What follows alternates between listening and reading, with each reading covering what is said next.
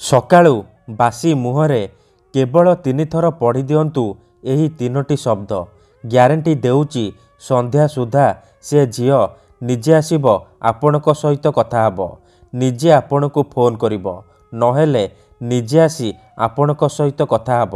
ଆଜ୍ଞା ହଁ, ଆପଣଙ୍କ ପ୍ରେମରେ ଏମିତି ଦିବାନୀ ହେଇଯିବ କି ଆପଣଙ୍କୁ ନ ଦେଖି ଗୋଟେ ମୁହୂର୍ତ୍ତ ବି ରହିପାରିବନି।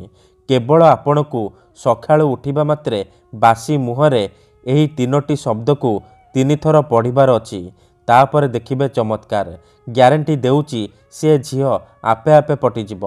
ଯଦି ଆପଣ କେଉଁ ଝିଅକୁ ମନେ ମନେ ଭଲ ପାଉଛନ୍ତି, ତାହାର ସୁନ୍ଦରତାକୁ ଦେଖି ତା ଆଡ଼କୁ ଆକର୍ଷିତ ହେଉଛନ୍ତି, କିନ୍ତୁ ଯେତେ ଚେଷ୍ଟା କଲେ ମଧ୍ୟ ତାକୁ ପଟେଇ ପାରୁନାହାନ୍ତି, ଆଉ ଆପଣ ଚାହୁଁଛନ୍ତି କି ସେ ଝିଅ ନିଜେ ଆସି ଆପଣଙ୍କୁ ଭଲ ପାଉଛି ବୋଲି କହୁ, ତେବେ ଆଜିର ଏହି ଭିଡ଼ିଓଟି ଆପଣଙ୍କର ଇଚ୍ଛାକୁ ପୂରଣ କରିବ।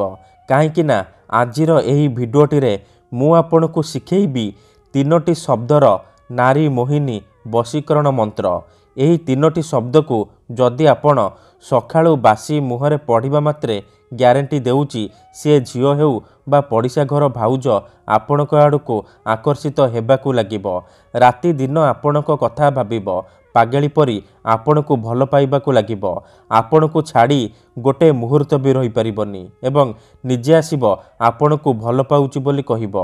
ନମସ୍କାର ଫ୍ରେଣ୍ଡସ୍, ଓଡ଼ିଆ ଫଣ୍ଡା ଚ୍ୟାନେଲକୁ ଆପଣମାନଙ୍କୁ ସ୍ୱାଗତ। ଆଜିର ଏହି ବଶୀକରଣ ଏତେ ଶକ୍ତିଶାଳୀ କି ଯିଏ ବି ଏହାକୁ କରିଛି ସଫଳ ହେଇଛି।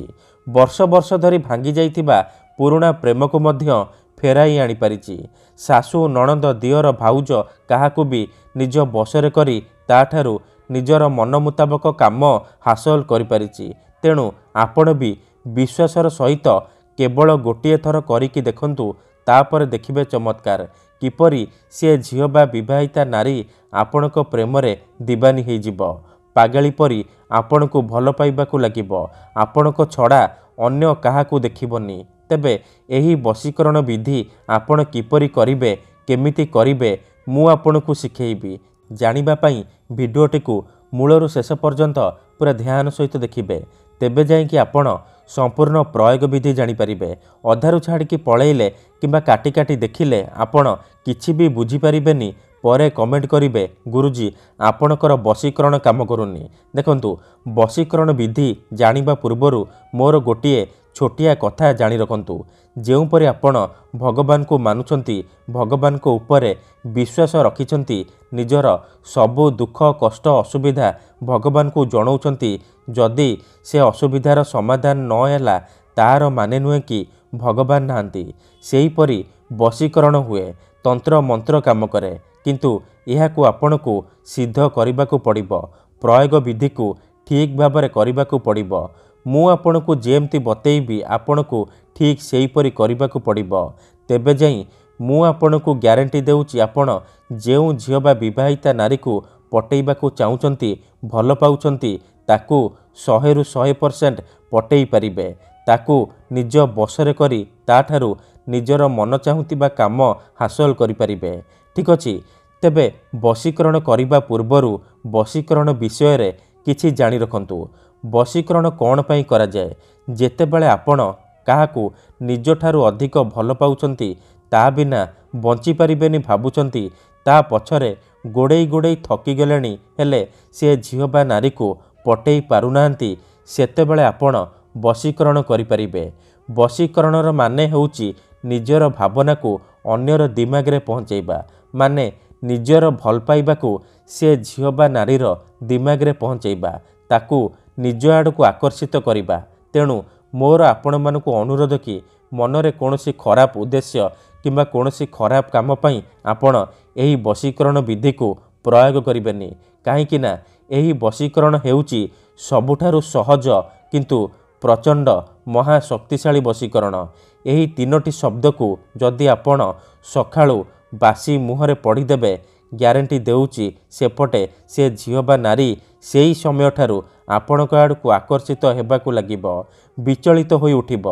ଯେପର୍ଯ୍ୟନ୍ତ ଆପଣଙ୍କୁ ଦେଖିନି, ଆପଣଙ୍କ ସହିତ ସମ୍ପର୍କ ରଖିନି, ସିଏ ଖାଲି ଛଟପଟ ହେବ।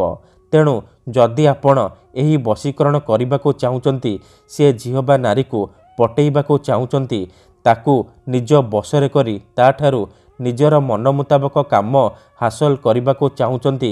ତେଣୁ ମୋର ଆପଣମାନଙ୍କୁ ଅନୁରୋଧ କି ଆପଣ ଭିଡ଼ିଓଟିକୁ ମୂଳରୁ ଶେଷ ପର୍ଯ୍ୟନ୍ତ ପୁରା ଧ୍ୟାନ ସହିତ ଦେଖିବେ। ତା ପୂର୍ବରୁ ଯଦି ଆପଣ ଆମ ଚ୍ୟାନେଲକୁ ନୂଆ ଆସିଛନ୍ତି ତେବେ ଦୟାକରି ଚ୍ୟାନେଲକୁ ସବସ୍କ୍ରାଇବ୍ କରି ପାଖରେ ଥିବା ବେଲ୍ ଆଇକନ୍କୁ ମଧ୍ୟ ଦବାଇ ଦିଅନ୍ତୁ, ଯାହାଦ୍ୱାରା ଆମେ ଯେଉଁ ବି ଭିଡ଼ିଓ ଅପଲୋଡ଼ କରିବୁ ସର୍ବପ୍ରଥମେ ଆପଣ ଦେଖିପାରିବେ। ତେବେ ମନେ ରଖନ୍ତୁ, ଏହି ବଶୀକରଣ ବିଧିକୁ ଆପଣ କେଉଁ ବି ବାରରେ କରିପାରିବେ, କିନ୍ତୁ ଯେବେ ବି କରିବେ ସକାଳୁ ବାସି ମୁହଁରେ କରିବେ। ବିନା ହାତ ଗୋଡ଼ ମୁହଁ ଧୋଇକି ସକାଳୁ ବାସି ମୁହଁରେ କରିବେ। ପ୍ରଥମେ ଆପଣ କ'ଣ କରିବେ, ଯେତେବେଳେ ରାତିରେ ଶୋଇବା ପାଇଁ ଯିବେ ଗୋଟିଏ ଗ୍ଲାସରେ ଚିନି ପାଣି ଆଣିବେ। ତାପରେ ସେ ଚିନି ପାଣିକୁ ନିଜର ସାମ୍ନାରେ ରଖିବେ ଆଉ 7 ଥର ସେଇ ଝିଅ ବା ସ୍ତ୍ରୀର ନାମ ଉଚ୍ଚାରଣ କରିବେ ଯାହାକୁ ଆପଣ ନିଜ ବଶରେ କରିବାକୁ ଚାହୁଁଛନ୍ତି। ପ୍ରଥମେ ଆପଣ ତାକୁ ମନେ ମନେ ଭାବିବେ, ତାର ମୁହଁକୁ ନିଜ ମନରେ ଭାବିବେ। ତାପରେ 7 ଥର ସେଇ ଝିଅ ବା ସ୍ତ୍ରୀର ନାମ ଉଚ୍ଚାରଣ କରିବେ। ତାପରେ ପାଣି ଗ୍ଲାସରେ 3 ଥର ଫୁଙ୍କିଦେବେ। ତାପରେ ସେ ପାଣି ଗ୍ଲାସକୁ ନିଜର ଖଟ ତଳେ ରଖିକି ଶୋଇପଡ଼ିବେ। ଯଦି ଆପଣ ତଳେ ଶୋଉଛନ୍ତି ତେବେ ଆପଣ ସେ ପାଣି ଗ୍ଲାସକୁ ନିଜର ମୁଣ୍ଡ ପାଖରେ ରଖିକି ଆପଣ ଶୋଇପଡ଼ିବେ। ସକାଳୁ ଉଠିବା ମାତ୍ରେ ବାସି ମୁହଁରେ, ବିନା ହାତ ଗୋଡ଼ ମୁହଁ ଧୋଇକି ଆପଣ ବାସି ମୁହଁରେ ଆପଣ କ'ଣ କରିବେ, ସେ ଝିଅ ବା ବିବାହିତା ନାରୀକୁ ମନେ ମନେ ଭାବିବେ, ତାହାର ମୁହଁକୁ ନିଜ ମନରେ ଭାବିବେ। ତାପରେ ଏହି 3ଟି ଶବ୍ଦକୁ 3 ଥର ପଢ଼ିବେ ଆଉ 3 ଢୋକ ପାଣି ପିଇଦେବେ। ଦେଖନ୍ତୁ, ମନେକର ଆପଣ ଯେଉଁ ଝିଅ ବା ନାରୀକୁ ବଶୀକରଣ କରିବାକୁ ଚାହୁଁଛନ୍ତି ତାହାର ନାମ ହେଉଛି ସବିତା, ତେବେ ଆପଣ ଏହି 3ଟି ଶବ୍ଦକୁ ଏହିପରି ପଢ଼ିବେ, ସବିତା ତୀବ୍ର ବଶୀଭୂତଂ, ସବିତା ତୀବ୍ର ବଶୀଭୂତଂ। ଥରେ ଆପଣ କହିବେ ସବିତା ତୀବ୍ର ବଶୀଭୂତଂ, ଗୋଟିଏ ଢୋକ ପାଣି ପିଇଦେବେ। ଆଉ ଥରେ କହିବେ ସବିତା ତୀବ୍ର ବଶୀଭୂତଂ, ଆଉ ଗୋଟିଏ ଢୋକ ପାଣି ପିଇଦେବେ। ଆଉ ଥରେ କହିବେ ସବିତା ତୀବ୍ର ବଶୀଭୂତଂ, ଆଉ ଗୋଟିଏ ଢୋକ ପାଣି ପିଇଦେବେ। ଏହିପରି ଆପଣ 3 ଥର ମନ୍ତ୍ରକୁ ପଢ଼ିବେ ଆଉ 3 ଢୋକ ପାଣି ପିଇଦେବେ। ଏହିପରି ଆପଣ ଲଗାତାର 3 ଦିନ ପର୍ଯ୍ୟନ୍ତ କରିବେ। ଦେଖିବେ ପ୍ରଥମ ଦିନରୁ ହିଁ ପ୍ରଭାବ ପଡ଼ିବା ଆରମ୍ଭ ହୋଇଯିବ। କିନ୍ତୁ ମନେ ରଖନ୍ତୁ, ଏହି ବିଧିକୁ ଆପଣ ଅଧାରୁ ଛାଡ଼ିବେନି। ଲଗାତାର 3 ଦିନ ପର୍ଯ୍ୟନ୍ତ ସକାଳୁ ବାସି ମୁହଁରେ ଏହିପରି କରିବେ। ତାପରେ ଦେଖିବେ ଯେଉଁ ଝିଅ ପଟୁନଥିଲା କିପରି ସେ ଝିଅ ଆପଣଙ୍କ ପ୍ରେମରେ ଦିବାନୀ ହୋଇଯିବ। ଯେଉଁ ବିବାହିତା ନାରୀ ଆପଣଙ୍କୁ ଭାव ଦେଉନଥିଲା ରାତି ଦିନ ଘରକୁ ଡାକିବ, ଯାହା ଚାହିଁବେ ତାହା କରିବ। ଧନ୍ୟବାଦ।